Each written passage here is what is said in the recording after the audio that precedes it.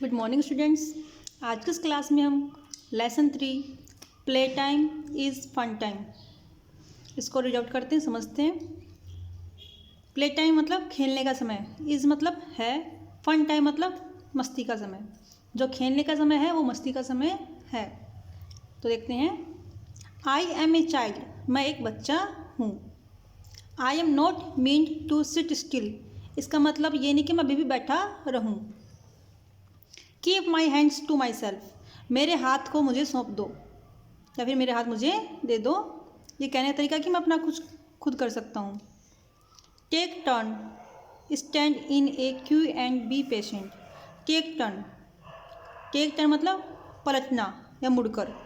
Stand in a queue, take turn पलटकर या मुड़कर। Stand in a queue and be patient, आप एक पंक्ति में खड़े हो जाओ और धैर्यवान बनो। पेशेंट मरीज भी होता है, लेकिन यहाँ पे क्या है, एडजेक्टिव के रूप में, तो इसको बोले धैर्यवान। I need motion, novelty and adventure, मुझे आवश्यक है मोशन गति, नोवेल्टी नवीनता, एंड एडवेंचर, एडवेंचर होता है रोमांच।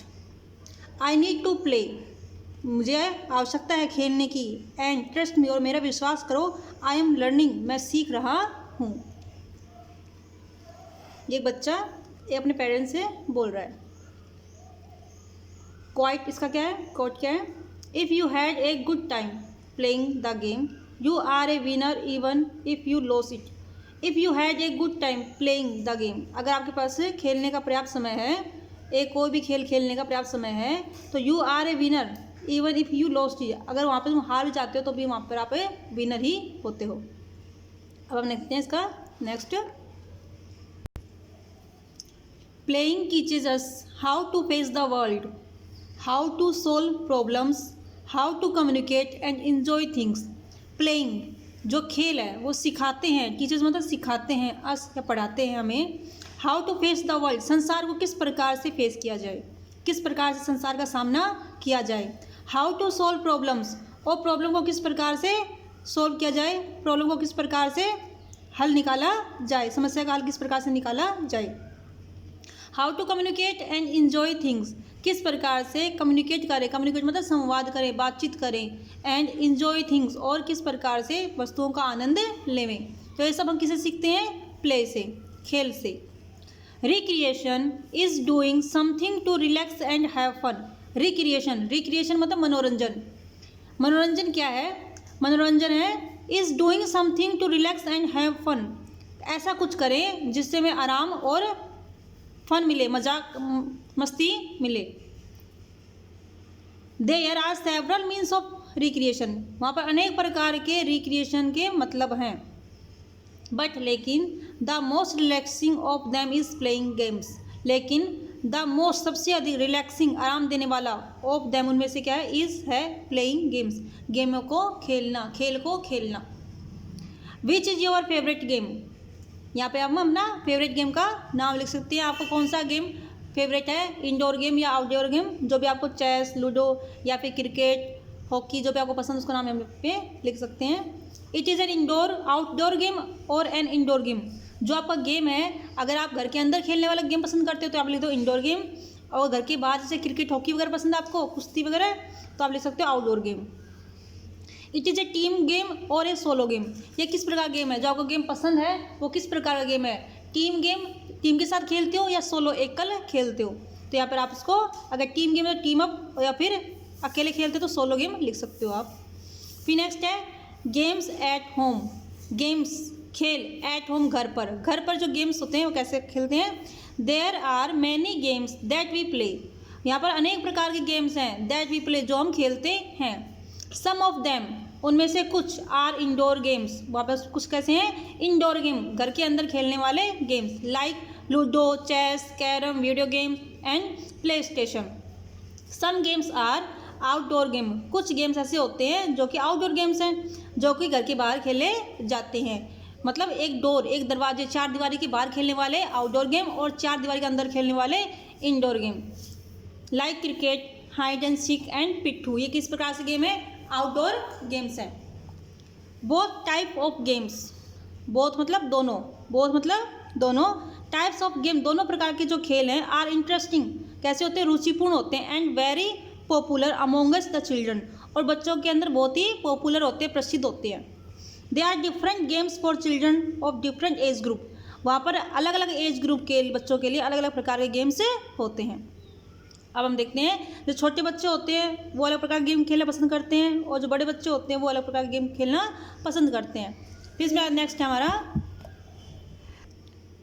गेम्स एट स्कूल, खेल स्कूल में, स्कूल पर गेम कैसे खेलते हैं। Game played at school are related to learning, जो गेम स्कूल में खेलते हैं उससे वो क्या होते हैं, सीखने से संबंधित होते हैं। Some of the games are played inside the classroom, कुछ गेम क्लासरूम के अंदर खेले जाते हैं, लाइक क्रॉसवर्ड, पहेली, jigsaw puzzles and dumb cards. ये कैसे होते हैं, स्कूल में क्लासरूम के अंदर खेलने वाले games. They are all brainy games, ये सब कैसे हैं, दिमाग वाले गेम्स हैं, मस्तिष्क वाले गेम हैं। They generally are played in groups in the games period, ये सामान्यतः ग्रुप के अंदर खेले जाते हैं गेम पीरियड के दौरान।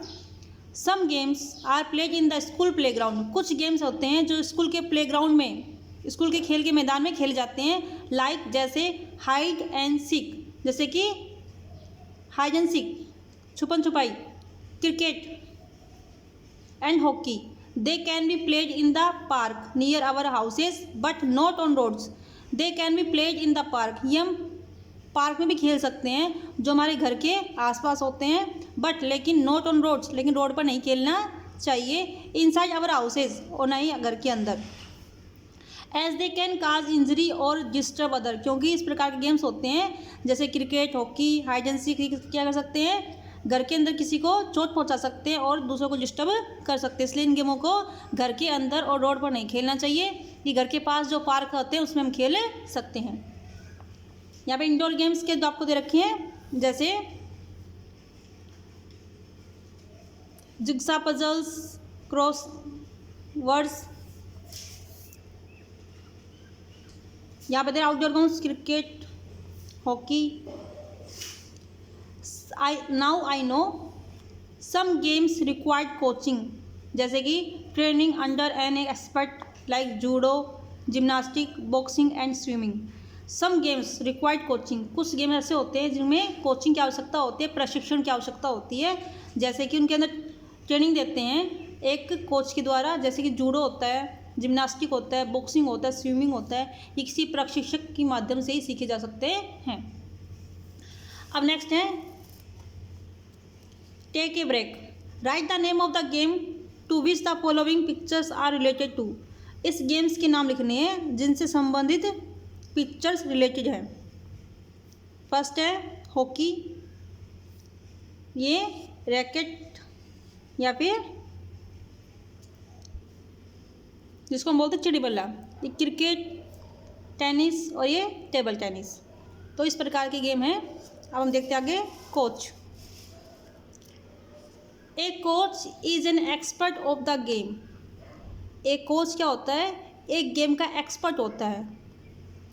Who teaches all the skill, जो सिखाता है, ऑल द स्किल, सभी गुण, ऑफ द गेम, गेम के, और sport to the players.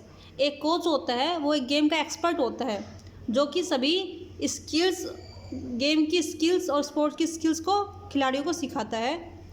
The experience, knowledge and training of the coach help the player to perform well. The experience, जो अनुभव, knowledge and training of the coach, जो coach की training होती है वो players को अच्छा परफॉर्म करने में हेल्प करती है। फिर है प्लेइंग टुगेदर, साथ साथ खेलना। When playing in A group और टीम, जब हम एक ग्रुप में खेलते हैं, एक टीम में खेलते हैं, मेक श्योर, सुनिश्चित करो, दैट कि all the children are involve in playing, कि सभी बच्चे इसमें इन्वॉल्व हैं, and no one is ignored, और किसी को नज़रअंदाज नहीं किया जा रहा है। Boys and girls can play all the games together, जो लड़के और लड़कियां हैं वो सभी प्रकार के गेम एक साथ खेल सकते हैं।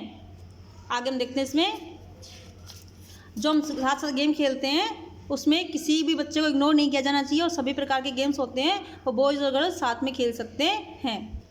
आगे हम देखते हैं नेक्स्ट है playing together increase confidence, harmony and respect for each other. Playing together, साथ साथ खेलना। इंक्रीज करता है, बढ़ाता है। कॉन्फिडेंस मतलब आत्मविश्वास। हारमोनी सामंजस्य। And respect for each other, और एक दूसरे के लिए रेस्पेक्ट को इंक्रीज करता है। We should not be based towards caste, religion और economic status of a player. हमें किसी भी प्लेयर के, खिलाड़ी के जाति, धर्म और आर्थिक स्तर की तरफ बेस नहीं होना चाहिए, उसकी तरफ ध्यान नहीं देना चाहिए, क्योंकि खिलाड़ी खेल की भावना से खेलता है, हमें भी खेल की भावना से उसको साथ खेलना चाहिए, उसके साथ कोई भेदभाव नहीं करना चाहिए। अब हम देखते हैं इससे ज़्यादा हमने पढ़ा उसके हार्ड वर्ड्स, उसके नेक्स्ट हम पढ़ेंगे नेक्स्ट क्लास में। तो उसके हार्ड वर्ड्स हम देखते हैं। हार्ड वर्ड्स इसके फर्स्ट है STILL, स्टिल मतलब फिर भी। QUE, क्यों मतलब कतार या लाइन। PATIENT, पेशेंट, अगर पेशेंट नाउन है तो मरीज, और एडजेक्टिव है तो धैर्यवान। नोवेल्टी होता है नवीनता। NOVELTY, नोवेल्टी मतलब नवीनता। एडवेंचर, ADVENTURE, एडवेंचर मतलब रोमांच। रिक्रिएशन, RECREATION, रिक्रिएशन मतलब मनोरंजन।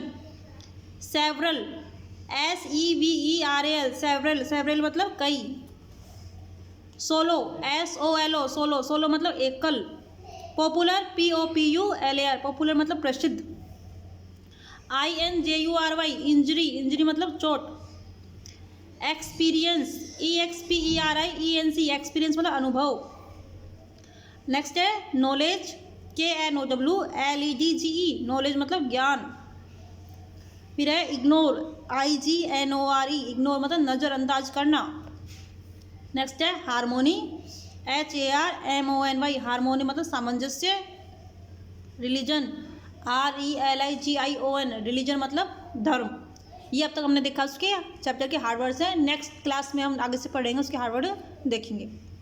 ओके बेटा।